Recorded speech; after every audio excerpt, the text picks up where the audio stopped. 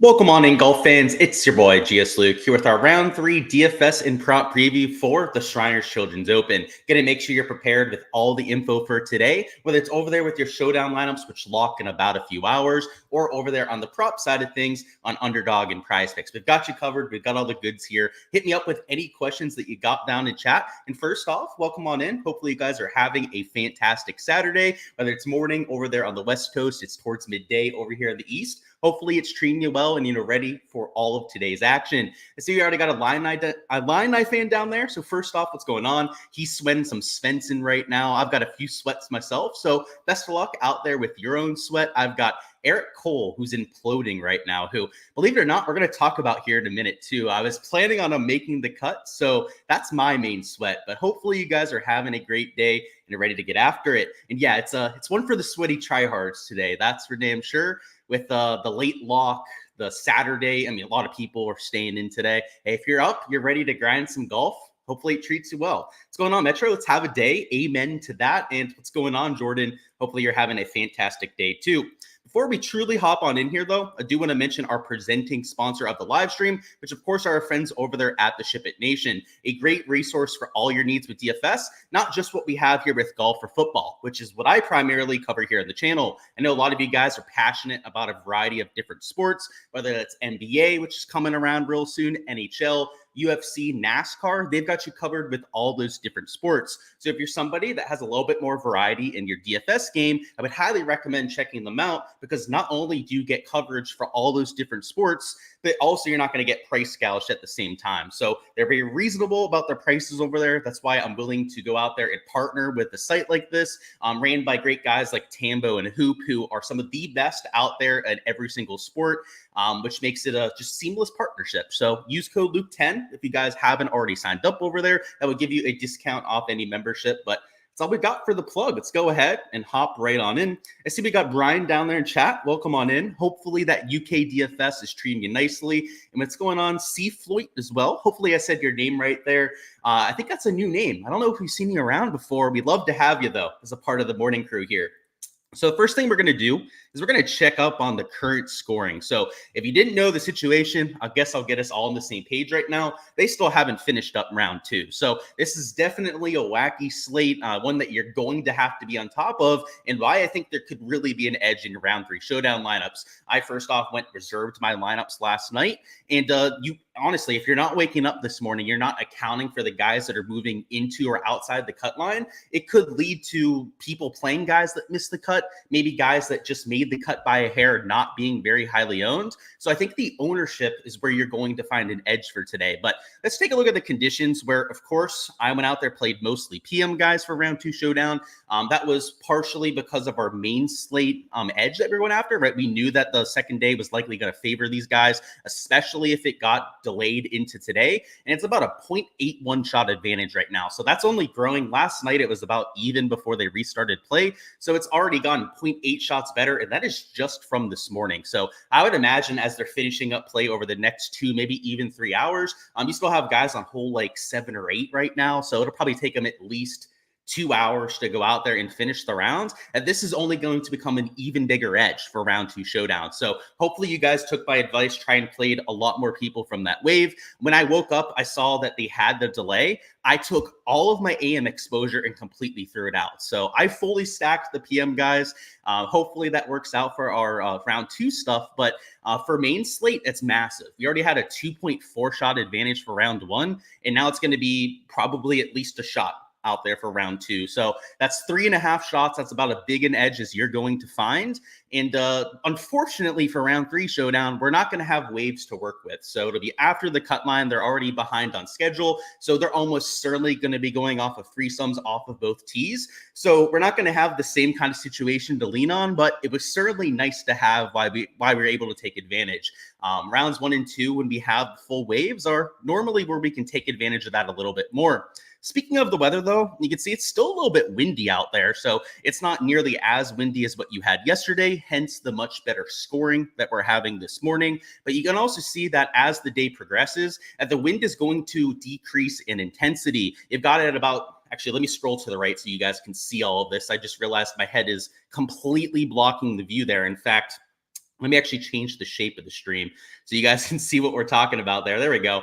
Over there on the left side, you can see it's currently about 17 miles an hour, a wind that they're dealing with. But by the time they start round 3, it's going to be in that 11 to maybe 13 mile an hour range. So it's going to be a little bit calmer when the first guys are starting their round 3. And then by the time the leaders are teeing off, which I would imagine would be around maybe like 1 p.m. local time over there in Las Vegas. It's still going to be a little bit windy, but about an hour later is when the winds die off. So I think that the scoring for round number 3, especially important when we talk about props later on, is going to improve significantly. And though I'm not sure it's going to be quite as easy as what we had over there on Thursday morning, where there was literally no wind to deal with, it's probably going to be at least a -2 scoring average, if not close to that -3 that we had Thursday morning. So round 3 showdown, my projections have went way up across the board, but because they're doing threesomes off of both tees, I don't really see a massive edge that we can lean into. So it's going to be more so of a game theory slate, which because the ownership is all wonky, I think there's going to be spots to take advantage of, and then trying to find some poppers with their ball striking. So we'll talk about some of the guys that already finished round number 2 that went out there, popped with their ball striking, and maybe some guys that are hitting the ball well this morning. So I think that's the way to approach the slate. Let me bring up our projections now. And I got projections for tomorrow, and I'm pretty proud of what we did here because there's just such a shit show when it comes to this cut line. So to make this easier for you guys, and it took me a while to do this because I had to hand label every single player properly. I've got a legend over here to the right side. So depending on the color that we have in this A column here, that'll give you their current status. And this was as of last night, so I was not able to update this before stream today, as they only had played like 3-4 holes, so it would have been silly to go out there and update the entire field. But as of last night, this gives you a good status on where the player started. If they're green, that means that they're on the golf course still and that they're within the cut line. So cut line is currently -2. If they are -3 or better and on the golf course, then they're green. So essentially that means that they should go out there and make the cut, right? Barring them having some sort of blow up round. Certainly possible though, especially if they're only at like -3, -4 and end up shooting like 3 over par. So these are the kind of players that should be good to go out there for your round 3 showdown, but you're going to have to monitor them a little bit. If they're gray over here, so the normal base color over here on Excel, that means that they finished the round and they're within the cut line. So there's no sort of consideration that you guys need to think of with using those sort of players. And I just want to mention this now because it's going to have an impact on the slate. The guys that have already finished and are within the cut line are going to be a lot higher owned than they should be. And the reason for that is you've got a whole bunch of slappies, a whole bunch of people that went out drinking last night, went out partying, are not going to wake up before lock, and that said, you know what, I want to play round 3 showdown, but I'm not playing guys that are missing the cut. And you know what those people are going to do? They're all going to play the same guys, especially towards the top end of the board, because not only is that wave the harder wave. You didn't have as many people go out there and make the cut. Towards the top end of the board, there's only like 4 players to choose from. So unfortunately for guys like a Davis Thompson, Hostler, Kitayama, and even Mav McNeely down here, $8,500, they're a lot higher owned than they otherwise would be just because they finished last night, which I know sounds crazy, but it's 100% true. When we have these kind of slates where people won't react in the morning, the ownership is way different than what you would expect. Usually the guys that don't have a sweat in the morning are the ones that are going to be much, much higher owned. So, you could say that about the guys that have already finished. I guess a Pendrith who started at -10, you're probably not worried about him going out there and making the weekend. So guys like him are probably going to also get that increase in ownership. But something that I wanted to point out, because in my projected ownership over here, I accounted for that. I went out there, I made sure to try and, think about the mental side of playing a showdown slate like this. And I know personally that it feels quote unquote safer to use guys that have already finished. And I think you're going to see people take that same strategy. The other colors on here, just to give you guys all of that, this like orange color, it means that they're on the course and on the cut line. That was where they started the day, of course. So Eric Cole, by the way, is +1 on his round. So he's actually outside the cut line now. So definitely somebody that you're going to have to keep an eye on. You've also got Johnny Vegas here, Adam Svensson, that were in that same situation. little bit further down, we have a few more colors. This red color here means that they're on the golf course and outside the cut line. I did not include every single player that was still on the golf course because we had literally not cut anyone out of the PM wave, if that was the case. So what I did is anyone that was within, I think, like 4 shots of the cut line, I at least threw on the spreadsheet here. And it might have been 3 shots I ended up going with. Either way, guys that were within reason to go out there and make it to the weekend are on here as red. So these red players, by the way, so complete opposite of what we have in gray, are essentially unowned. 0.1 maybe to 0.3% owned because you don't know if they're going to make the weekend. Now, if they go out there, they're like -3 so far, and they're clearly going to make it to Saturday, their ownership's going to go up a little bit. But if it's close, and let's say that lock happens before they finish round number 2, a player that's on red on here, Lee Hodges, Matthew Neesmith, you can see all the red players down here that are in this situation. If that ends up happening to them, and it's even close, like I said, if lock happens and they're within a shot or 2 of the cut line, they will be unowned out there in lineups. So if you need to get different, if you need a way to like get off of a lot of chalk, make sure you're not going to duplicate yourself out there in the large field GPP, you use one of those players and you're probably going to get that done. Now, of course, the big risk with that is that they might end up missing the weekend. And then the last color on here, just to go through all of them, is this yellow color. I know probably a little bit close to this orange, so it might be hard to see there, but it's essentially means the same thing. So yellow means that they finished up their round and they're at -2, which is still a sweat. It might go from -2 to -3, so it's not a guarantee that those -2s that finished make the cut. But I have them as yellow as opposed to orange because they will most likely make it to the weekend. To give you guys the current cut line averages, they're saying that it's a 52% chance to stay at -2. And let me double check on the current standing. Well, it might actually be moving though. So now it's T64, that's -2. Those yellows are in a legit spot to miss the cut now. So even those players, you're going to have to keep an eye on before lock here, which I know it's a lot, but if you have a spreadsheet like this, which of course, this is posted on my Patreon page, guys, link in the description of the video. If you guys want to join my Patreon page, then you'll be good, right? If you just know what players you have to keep an eye on, then you'll be able to build proper lineups. If you're just looking at the sheet trying to hope that you know a player situation, having to go from the PGA Tour leaderboard and back, well, it's going to be an absolute nightmare. So it's possible. It's just going to take you a whole lot of extra time, which is why I went out of my way to make this slate as accessible as humanly possible. Of course, guys, you guys know I'm trying to give you guys the goods. And yeah, it took me a long time to do, but I thought it was worth it. What's going on? Zach says Cooch. Yeah, Cooch is having a hell of a day, that's for sure. What's going on, Antonio? When will round 3 tee times be known? Probably not until they finish up the round. Yeah, I would say sometime towards the end of round 2 or after it ends. You got Cole, Chan, Kim, and Griffin need to figure it out. Yeah, best of luck, dude. I've got a few sweats myself, so I'm not tracking them as we're on live stream here. So hopefully it works out for us. What's going on? It says hopefully before the round starts. I wouldn't count on it. I guarantee you, though, it's 3 sums off both tees. So if you're wondering, right, whether there's going to be like 2 sums off of one, there is 0 chance they do that. They're already way behind. If they started off 2 sums off hole 1, they wouldn't finish round number 3 until like the middle of Sunday. And then what are they going to send them off on 3 sums on Sunday? They're going to try and get in this round 3 today. So they're going to send them off of 3 sums off both tees. I'd say it's going to be like 50-50 if they finish anyways, if they go with that kind of situation. But I mean, the tee times are predictable, right? We know that the middle end of the leaderboard is going to go off first. So just to give you guys an idea of what that would look like, I know we're not going to have like the official tee times, but we already know it's going to happen. So the guys that are teeing off first are going to be your -4s. They're T37 currently, all the guys at -4.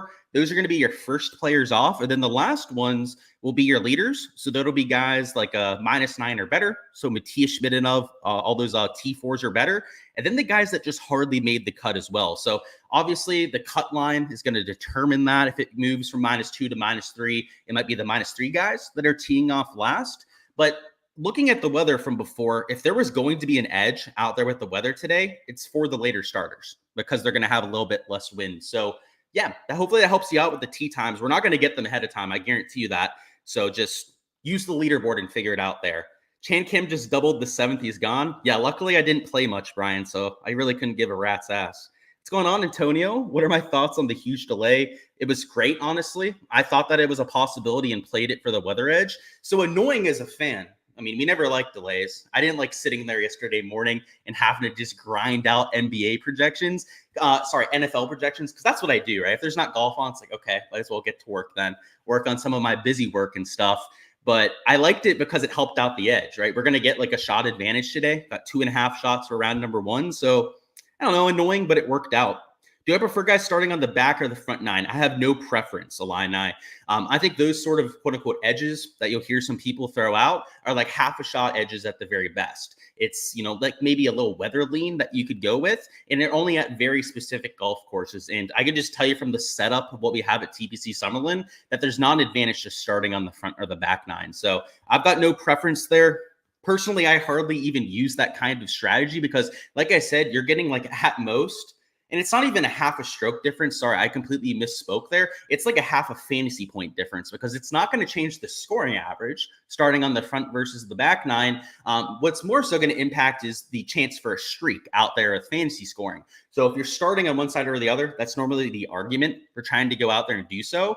And I just don't think that's the case here. Maybe there's a weather edge to starting on one 9 versus the other, but I don't think that's very predictable. At least at this golf course. You have a lot of holes that run in both directions on both 9s. It's not like the Ocean Course at Kiowa. It's not like Royal Troon where all the holes go in like one direction. And then you can like easily predict like what'll be easier and when what won't be. This golf course, TPC Summerlin, I mean, I've played it before. You have holes going one way, then it goes back the other way, and they're not even parallel to each other. A lot of times it'll be going one direction and then taking a 90-degree turn to the right or left. So it's just not one of those golf courses where you can really do that, unfortunately. And you said if the cut moves to -3, you think those players will be low owned. I think anyone that just makes the cut is probably going to be a little bit lower owned. But if it moves to -3, what I think is actually going to happen, or you're going to see people playing guys at -2 that miss the cut. So I don't know if it's going to impact ownership all that much, to be honest with you, but maybe people play guys that miss the cut if it ends up happening. Let's talk through a few players that I like. So up here towards the top end of the board, this isn't the kind of slate where we're leading into a weather edge all that much. We're more so looking for game theory. And what I know about these round 3 showdowns, round 2 showdown, you could say the same thing about, is that people love playing the top end of the board. And because PGA DFS, especially from the showdown perspective, is so variant from day to day. I mean, this is already a sport where crazy shit happens every single week. But when it's only a single day sample size, when it's only an 18-hole sample, like what we get for round 3 showdown, you want to embrace that variance even more, because at a golf course like this, that is a birdie fest where the scoring average for the PM wave today might be like -3. You might see an average score of 68. It's going to be all about that putting. The guys are going to go out there, luck sack, make 6 or 7 birdies, are going to be the players that you have to have for DFS today. And while the US Open, major championship sort of test, a lot of times those are the ball strikers getting towards the top. Today, who can make the most putts? I mean, if you can go out there, you can hit a bunch of balls to 5 feet. That is going to help. But if you also get a player that gets that hot putter, that's really all you need out there for your round 3 showdown lineup. So what I'm doing is I'm playing a bunch of low-owned players. Like, for example, I've got Taylor Pendrith at well over 30% ownership. I've got Kitayama here at like 36% ownership himself. It's not like I'm fading every single player that's going to be chalky for round 3 showdown. But if there's a player around them that is half the ownership, even like 1.5 times lower owned or something like that, out there that in my lineups, I'm going to use that player. Unless they are just drastically worse than that chalky player, I'm likely going to be using that lower owned option. So I think a perfect example of that kind of play would be Beau Hossler. I mean, you don't love the play. He's only -3 to this point, might make the cut on the number. I've still got him at 21% ownership, but compared to a Davis Thompson, he is much lower owned. I've got Thompson at about 30%. I already mentioned Kitayama and Pendrith being extremely chalky, nearly 40% owned. So Beau Hossler, good old Dumpy here at $9,400.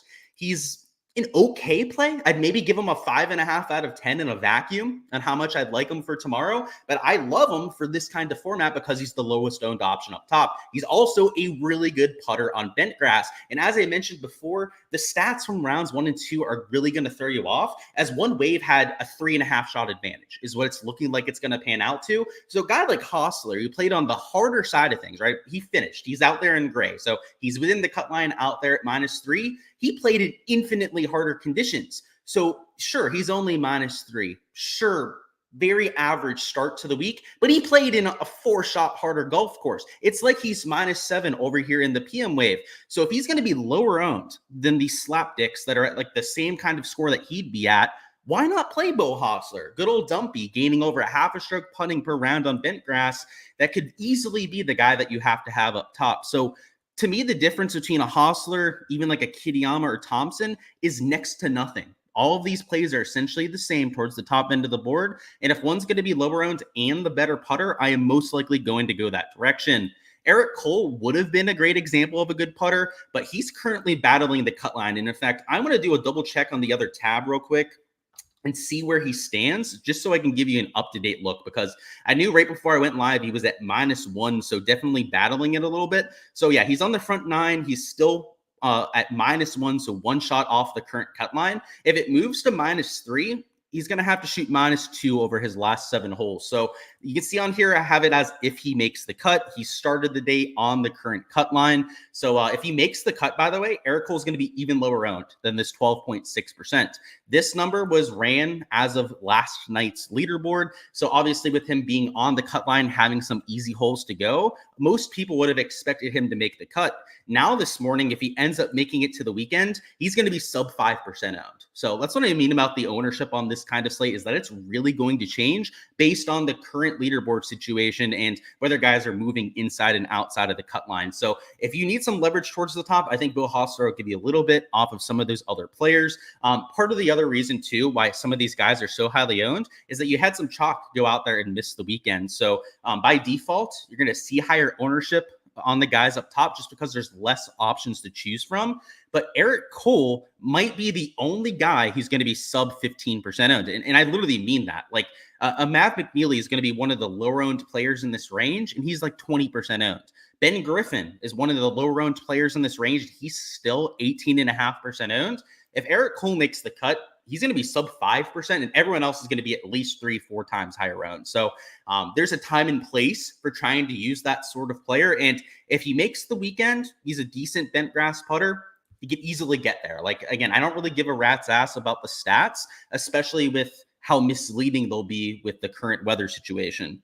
Harry Hall's there. Ben Griffin, a player that I want to talk up here, though. Also, I believe he's at -3. So let me double check that as well, just so I can give you guys an up-to-date look at where he's at. So he's currently -2. So he's on the current cut line. He has 3 holes left to go, which the last hole is going to be a par 5 for Ben Griffin. So if he gets to -3, I'd feel really good about him making the weekend. But just like an Eric Cole, because he's kind of battling it right now, because he's not guaranteed to make it, I could see his ownership going down here a little bit. So I do have him at 18.5%. When he was at green, he started within the cut line last night with some easy holes to go. I felt a lot better about him making the weekend. That's why I had him at nearly 20%. But in this kind of situation now, it's probably going to be sub 10% owned as well. So towards the top end of the board, like if you want to eat a piece of Kitayama chalk, I kind of get it. I mean, I bet him this week. His ball striking stats, even out of the really shitty wave, were some of the best in the entire field.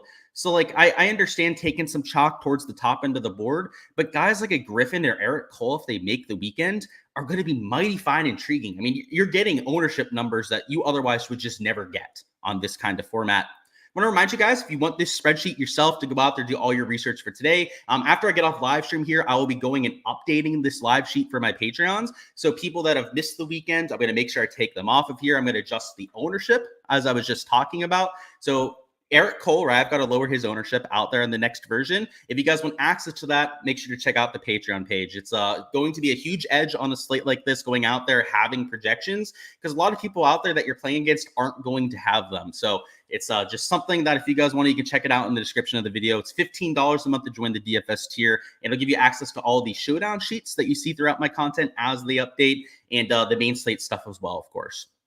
Next up, we got Eric Van Rooyen. So he finished his round, but he's only at -4. So I've got him at about 14% ownership, which I think is very reasonable for the kind of player that he is, especially because he's only $7,900. I would argue that as well too cheap.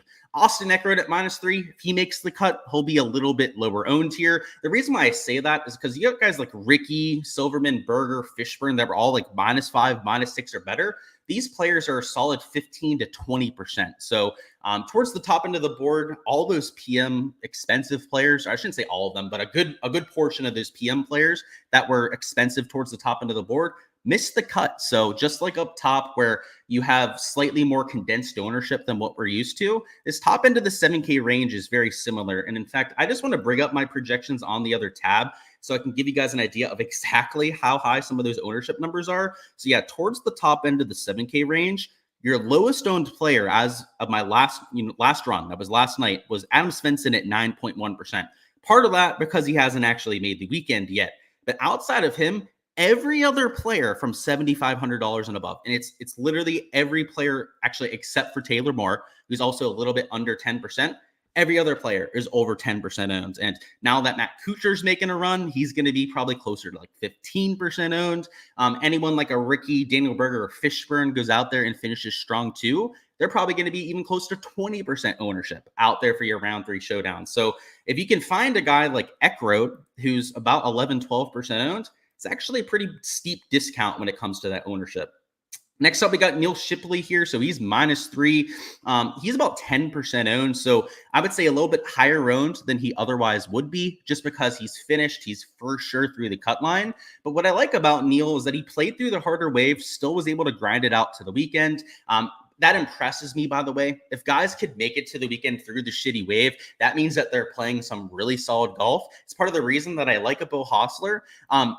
There's a double-edged sword to that too, though, right? Because these guys are going to be a little bit higher owned, which is the shitty part to it. But if it's going to be a Neil Shipley and he's only 10%, like that's a decent ownership number to get over the field on. So I'm trying to avoid the guys that made the cut. Like, for example, a Doug Gim right here.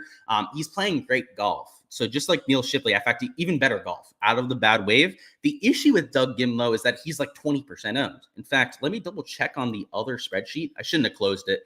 Should have just kept it up. I knew we were going to try and look at that one more time.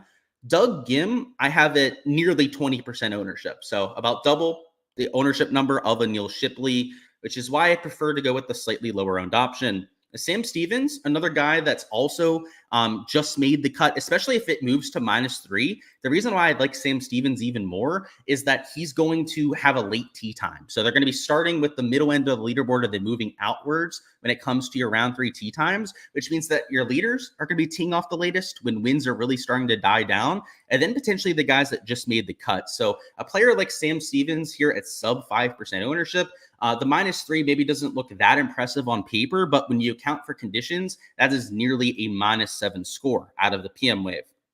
Jacob Bridgman, another one of those players that went off in the bad wave and had a really good start, and he's only 7.2% owned. So part of that being some of the chalk around him down here in the 6K range, and also the fact that he's a 6K range player. The 6K range isn't going to get nearly as much steam as some of those 7 and 8K options. So though his score is pretty decent and he's already guaranteed to make the cut, I've got him at a relatively low ownership number. He's still higher than most other guys in this range. Don't get me wrong. The average ownership is probably like 2.5% ownership. So he's over double the average ownership here. But the chalk down here in the 6K range hits a little bit different. It's not nearly as nasty as some of the other ranges, which is why, if you take it 15% of a Bridgman, that's over double the field. And you're not taking him in a quarter of your lineups or anything like that. Davis Riley, if he makes the cut, he'll be royally underowned. What I like about Riley is his birdie or better upside. He's been a top 50 birdie maker on the PGA Tour, despite not having a very consistent year. And then the last player I'll point out is Garrick Higo, who is guaranteed to make the weekend, finished at -4 already. He's a local Las Vegas resident, and he's super low owned, only about 2.4%. So sub 5% owned to give you a bunch of that leverage. He's playing solid golf too. Like these guys that made the cut out of the bad wave, I don't have any exposure to them in main slate, but that means that they went out there and they had a hell of a first 2 days. You give me a player like Higo that has that hometown narrative, also going to be essentially unowned, and I'll definitely play him out there in a few lineups. So that's the idea out there. What you'll notice is that really outside of Beau Hossler, there's no chalk here, right? There's no one over 20%. When we have a slate like this that is so wonky, so wacky, and we have a weather situation that really throws all the stats out the window, I think you should just be playing game theory as much as humanly possible, trying to get as much leverage into your lineups as you possibly can, because that's the biggest thing that we can lean on out there to generate EV. I think that if you're trying to go out there and use shots gained metrics a ton, just like I said for round 2 showdown, that you're probably not playing it the right kind of way. So let me catch up on chat, see what we're doing down there, and then we're going to build a lineup or two together. So let me actually bring up Draftkings. We're going to start clicking some names into lineups and give you an idea of what I'm thinking about when putting together a lineup, because it might be a little bit different with the situation that we've got. Tom Kim not making the cut was surprising.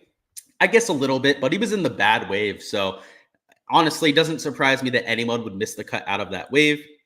Playing later round 3 guys is fine for the guys at the top, but dicey for guys at -2, -3.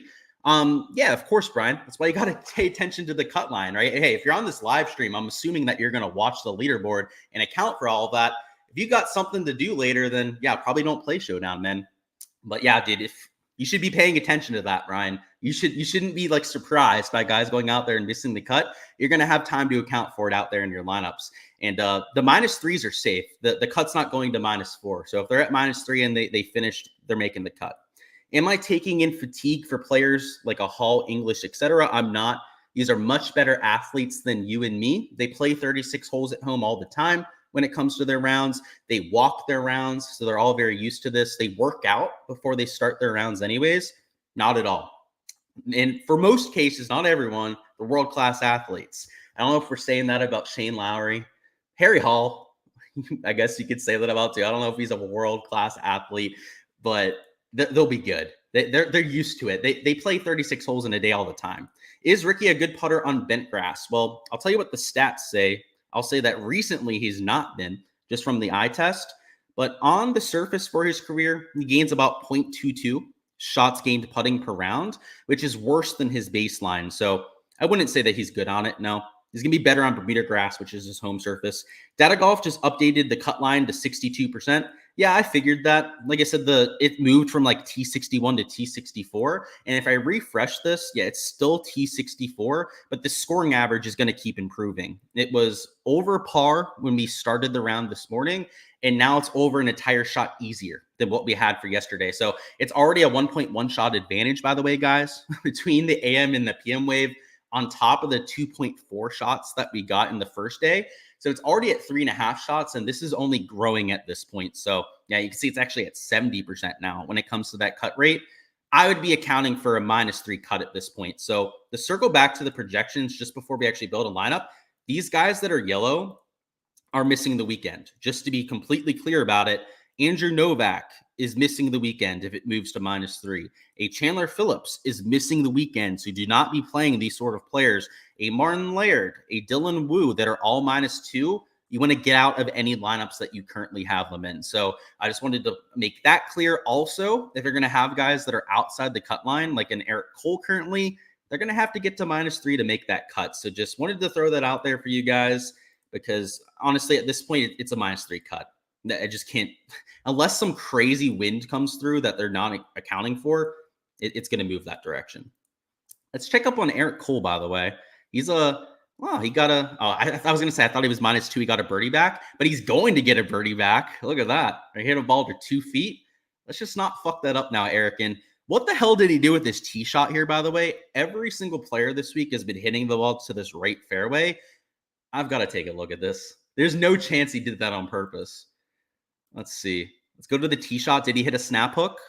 No, that's like a normal draw for Eric Cole. So I figured what we were going to see here is the ball starting towards the right fairway and then a massive hook over there to the left. I'm very familiar with that sort of shot, by the way. So I could talk shit to Eric because I do it on every single round that I play. But no, that was just a little tight draw that he hit over there. So, maybe he's got his ball striking under him. Who knows? He's got to birdie that. And then, yeah, because it's -3, he's going to have to make another one as well. All right, let's go over here to DraftKings, though. Let me catch up on any comments, and we'll build a lineup or two together. Mav, a good bent grass putter? Yes. He makes a good play starting at -3. I agree with that. Yeah, and that's why I mentioned, actually, I didn't mention him as one of the plays, but I am using him out there in my lineups for round 3 showdown. He's about 20% owned, so I have him still getting some ownership, partially because he finished. We knew he was going to be making the cut line last night, but I still think he's a decent play. He's a good bent grass putter. Did I ever play in wind like the players played in yesterday? all the time. Wind was wild. And yeah, we'll look at pins when we talk through props. But yeah, to answer your question, it's like that down here at least once a month in Florida. So I play in it regularly in wins like that. It's a lot of fun. You just have to have the expectation ahead of time that you're not going to play well. And for me, I'm a low ball hitter. I'm a very low spin player. I hit knuckleballs with a lot of my shots. Unless I'm drawing it with my irons, I put hardly any spin on the ball. And that's even around the green. For what it's my technique, of course. That's why I generate no spin, which could be an issue. Having spin is always a nice thing, particularly with your wedges, but having no spin when you have conditions like this, it's fantastic. I play so much better than all my buddies. My drives go just as far as some of my buddies that hit it 50, 60 yards further than me because I can hit it low with no spin. So it's I enjoy it. Whenever I'm playing, I'll put up money against my buddies when I'm playing in some windy conditions because it eats them alive and I love it. And let's look at the pins here in a few minutes, but let's build this lineup before we do so. So in terms of building a lineup here for round 3 showdown, the first thing to focus on, and it's going to sound dumb that I'm even mentioning this, is make sure they make the fucking cut. Do not be playing guys that are not going to be playing for round 3. And I know that sounds trivially easy, but you're going to be surprised how many people today end up playing guys that are going to give them a big old fat 0. If you can just play 6 guys that make the cut, that's the first check that we're going to go after in this lineup. The second check is making sure that we have enough leverage. Because it's a wacky slate, because the ownership is getting thrown all over the place out here for today, I think you just want to take all the low-owned players. So sometimes I'll say you only need like 2, maybe even 3 pivots out there in a lineup. This is the kind of slate where I'd take 6 pivots out there in a lineup. So starting up top, if you want to go with a chalkier Kurt Kitayama, I guess you could make that work. But I like starting with a Bo Hostler who's a little bit lower owned. Second man in, let's throw in McNeely. Let's also use a Ben Griffin down here in the 8K range. Let's throw Is Putnam still on the golf course? Assuming Putnam makes the cut, we could throw him into a lineup. Assuming Svensson goes out there and makes the cut. He's currently -2, so he's going to have to go out there, probably birdie another hole to go out there and make the weekend. Actually, let me refresh this. Actually, let me just check on the leaderboard, I guess, where Adam Svensson is. Yeah, so he's still -2 at this point, and it's on a par 5, and he's got, a par 5, drivable par 4, and then another par 5 left. Yes, Svenny's probably making the weekend. So obviously you're going to want to double check on that if you're using them out there in builds. But what you see here with these first 4 players, Svensson, because he's not guaranteed to make the cut, is likely going to be like sub 10%. They've got guys like Hostler, McNeely, a lot lower owned than their peers. Ben Griffin, if he makes the cut too, also just like Svensson, right? Griffin is not guaranteed to make the weekend. So just to double check on him, look at that. Eric Cole made his birdie. Oh, he's got 2 holes left, and he's got to shoot at least even par, probably -1 to make the cut. The big sweat for him is going to be hole number 8, but if he gets past this hole and then birdies hole his last of the day, he makes the weekend too. So you're going to have to stay on top of that, guys. It's something that you're going to be really tracking until they lock in about a little bit over an hour. But the beauty is with guys like Svensson and Ben Griffin is that they're going to finish their rounds before the 2 p.m. Draftkings lock. So you're going to be able to account for all of this kind of news. And I guarantee you guys that there's going to be people out there that don't. So if you can leverage against that, it could be a pretty good slate for you. Let me check on Johnny Vegas too. Ooh, so he got to -4. So he's looking pretty good to go out there and make it. And he just hit a ball to 3 feet as well. So up here in the 8K range, I was double checking whether we could plug him in there. That puts us at 7,400 for our last man in. And this is a balanced lineup. We didn't have to go into the 10K range at all out there in this build. And we have enough leverage here.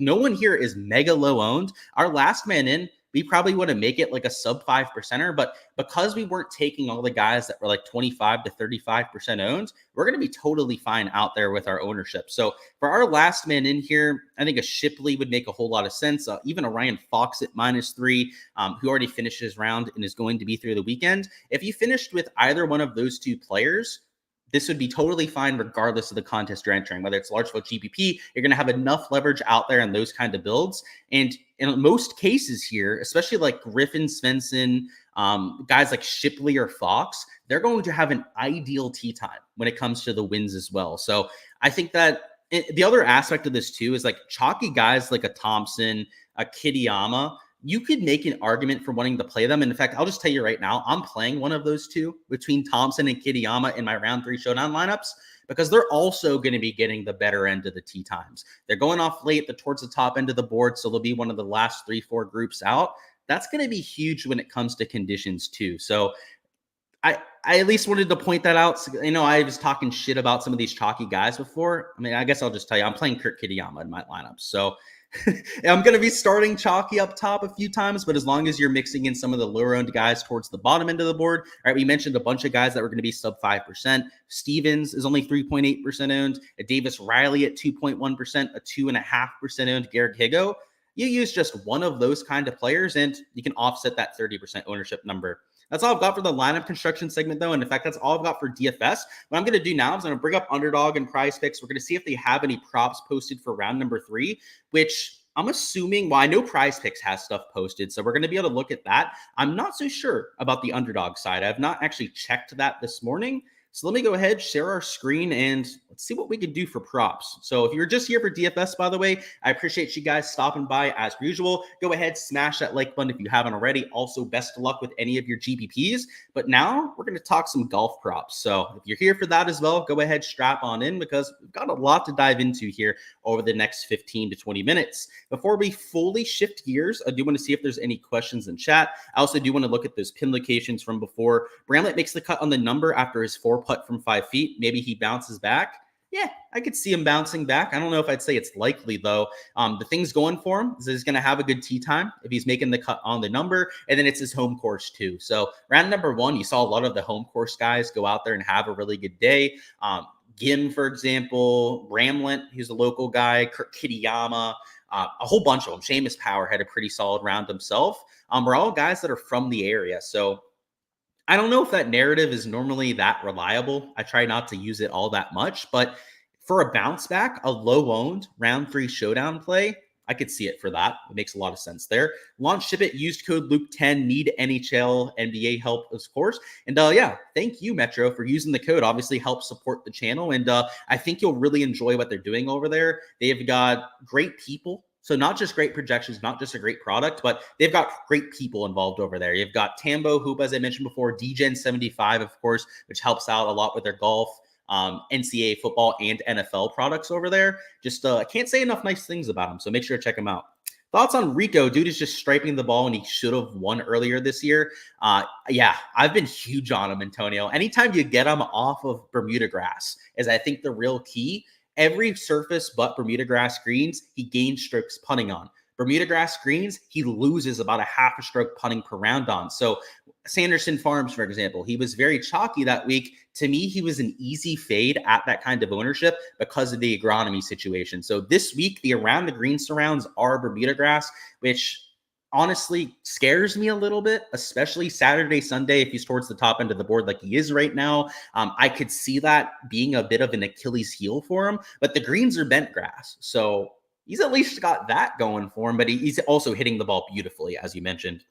All right, let's go through some prop stuff. So if you have any DFS questions, I will still touch on them down in chat, but we're going to shift our focus to the prop side here. So I would bring up the stat averages from like Euro and PGA, but the Euro golf round has already happened, so that wouldn't be that useful. And then here for PGA, the stat averages I have are from last night, which were a plus 0.66 scoring average, which is completely different than what it is right now, because you can see that scoring average is about even par, and it's only getting better at this point.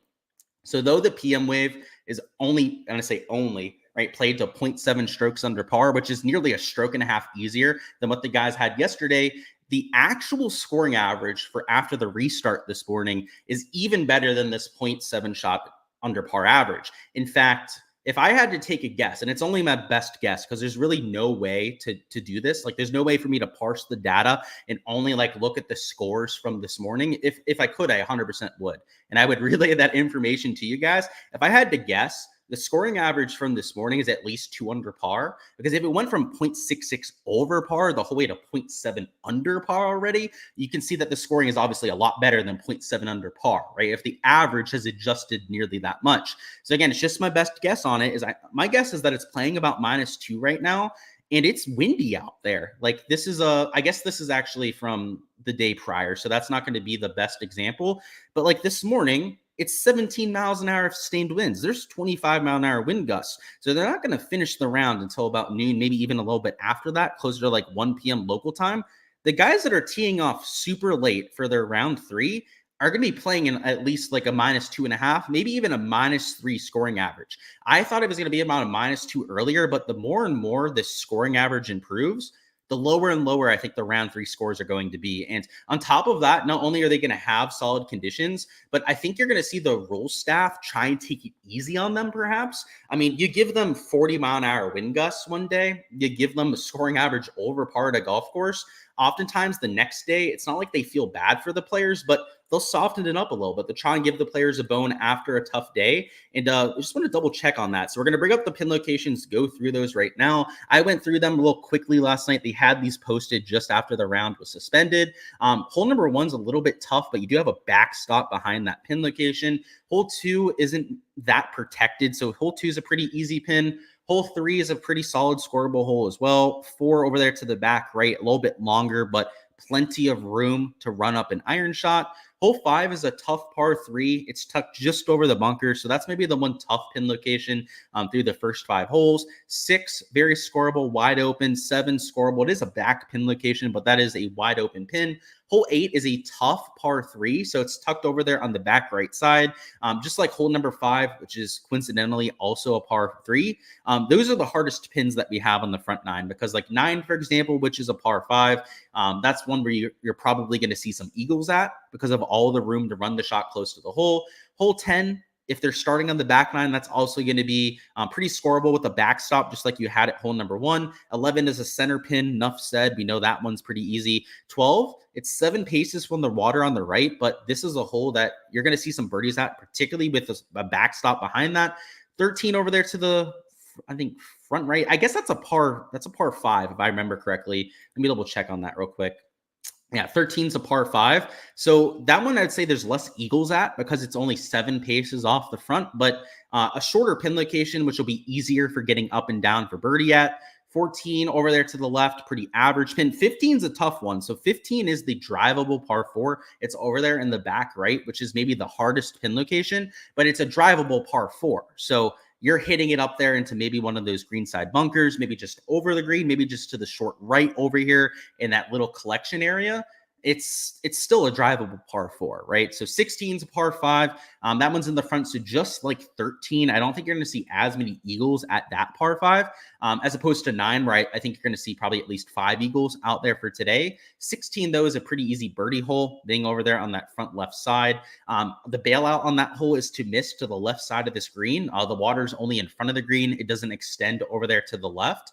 So if you miss to the left, you're going to have a ton of room to get that up and down. 17 is extremely difficult, and it's another par 3. So I don't know what they're doing on the par 3s for today. It looks like every other hole is pretty scoreable. Then the par 3s, they're setting up unbelievably difficult. Underdog used to post par 3 props, cumulative par 3 score. If they were still doing that, I'd be taking overs on cumulative par 3 score, because between 17, 5, and 8, those are absolutely crazy. And then 18 is a front pin location, which is the easiest possible pin that you can do there at hole number 18. So this looks like a classic moving day setup to me. You've got a few tricky ones. We pointed those out there in the par 3s, but then you've also got a lot of really simple pin locations. So I would expect the averages to get better, not just because of this weather situation, but also because of some moving day pins. So let me see if Underdog had anything up. I meant to do that a little bit before, and if not, we're just going to fully deep dive this prize pick slate. Let's see. Yeah, they do have something up. Okay, so they probably copy and pasted prize picks, so I shouldn't get too excited about them having a board, but at least they posted something. That's a nice change of pace. Will I be doing another live stream after round 3? Yeah, I should be. That depends like when it finishes. Actually, yeah, thinking about it, it's a good question, actually. So if it finishes today, 100%, yes, I'll be doing one later on tonight. If it doesn't finish today, the only reason I can't 100% commit to one for round 4 is because of NFL tomorrow morning. You guys know I'm a golf and a football creator, and Sunday mornings between the London slate and what we have for main slate are unbelievably busy for me, as you could imagine. So I'm assuming I'm going to say like 75% chance, yes, out there, Antonio, but hopefully they finish today. If they finish today, then that's 100%. Great stuff, Luke. Thanks for the projections of talking about Showdown. Of course, best of luck out there, Illini. And yeah, let's find some prop stuff too. So if you're here for props, let's cash you guys out before you hopping out of here. So if I think the scoring average is going to be like -3, it's a par 71, by the way. So -3 scoring average would be about 68 strokes. Last night, I was a little hesitant to want to take a whole bunch of props here because I thought to myself, I was like, shit, like this is, if the scoring average is only like 2.5 under par, they'd have to gain like a stroke and a half to go out there and cover.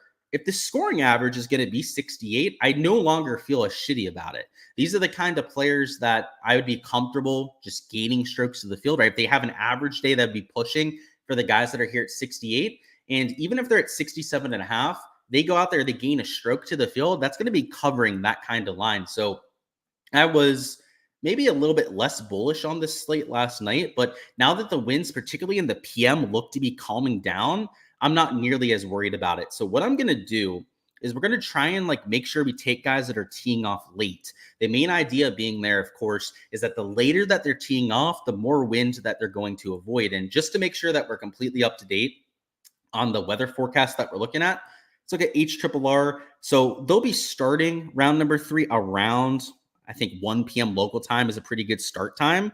So your late starters, the guys that are going off the very last tee times out here for today, are going off around like 2:33, which, by the way, that's going to put them really close to being able to finish their round. In fact, there's probably a good chance they don't finish their round, but they'll at least finish most of it out there for today. Those guys, though, that are starting around 3 are going to be playing in pretty calm conditions. And if they happen to finish Sunday morning, which if they're starting at 3 is probably, they're probably going to have to play at least like 4 or 5 holes in the morning. They're going to be playing in next to no wind over there. So I don't hate the idea of trying to find some unders on strokes for late starters. So let's figure out who the hell those guys would be. Obviously, Hoey, obviously, guys like Pendrith up there. Hoey's might be the leader, though, so I don't love the idea of taking somebody that's under pressure. Poston is going to be a later tee time. What I really want to do is maybe take like a guy like Kurt Kitayama. If he was at 68, I'd be 100% playing his under. The reason for that is he played out of the harder wave and still gained a shit ton of strokes ball striking. In fact, he's a number 4 player in the field at shots gained approach, playing in 40-mile-an-hour wind gusts. That is unbelievably impressive, and still gained strokes off the tee as well. So yeah, he's at 67.5. I don't want to completely dismiss the idea of taking that. JJ Spawn is also going off later. He's at -8, if you guys didn't see that on here. So just below what you have here with Kurt Kitayama, or just above him out there on the leaderboard. Same score, though. Who else? Gim, he'll be going off pretty late. He was also out of the bad wave. So Mav McNeely, you've got Pendrith. He's at 67.5. There's the Hoey prop I was talking about before. Then you've got Poston, Harry Hall, and then Kuchar down here at 68.5. Kuchar, by the way, is having a hell of a day today, and he'd only have to shoot -3 to go out there and hit. It wouldn't be a push for him at that kind of number. So maybe we take Kuch. I'd like to see how he's hitting the ball, though. Let's confirm that it's not just him gaining a bunch of strokes putting. So yeah, over his first 2 rounds, he is gaining putting, but he's gaining across all 4 stat categories. So that's at the very least tempting. Let me look at his course history. I actually don't know that for Kuch off the top of my head. So he hasn't played here the last 2 years, but he went T35, T34 the year before that, around TPC Summerlin. I mean, that's not terrible course history. Let me at least throw the ones into the shopping cart that I'm thinking about right now. So what is Eric Van Rooyen's going to be a later tee time too, not because he's at the top of the leaderboard, but also because he's just hardly going to make it to the weekend. So that might be another way to go after it. What is Mav McNeely? Is he -3? Yeah, Mav is -3. So he's also going to be a super late tee time, and he's here at 68 strokes. Ryan Fox, too. He's just hardly going to make the weekend. Almost this entire board, by the way, guys, are going to be later tee time. So I guess we don't have to worry about the weather so much. It's trying to make sure that we're taking the guys with the best form. So let's just do that then. Let's not worry about the tee times as much, because pretty much everyone's going to fit that description. Let's look at the shots gained metrics a little bit more on here. So Kurt Kitayama, you can see him down there at number 5 in the field when it comes to shots gained approach. There's Ricky Fowler there, who, by the way, I don't think we had a line for. It's a shame they don't have Slick Rick up. He's playing some really good golf this week. So the top guy on the board that we could choose from would be Kurt Kitayama. In fact, I actually want to add shots gained ball striking to this, not just shots gained approach. So shots gained ball striking, give us an even better idea on who's hitting the ball the best. There's Taylor Pendrith.